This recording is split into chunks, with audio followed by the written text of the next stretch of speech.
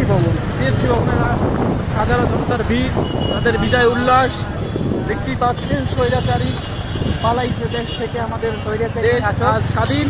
আর স্বাধীনতার দ্বিতীয় দিনে আমরা আছি টিএসসির মোড়, সেই ঐতিহাসিক স্থান যেখানে বসে হাজার হাজার ছাত্র জনতা এখান থেকে বক্তৃতা দিয়ে আমরা আজ সেই টিএসসির মোড় থেকে চলে যাচ্ছি।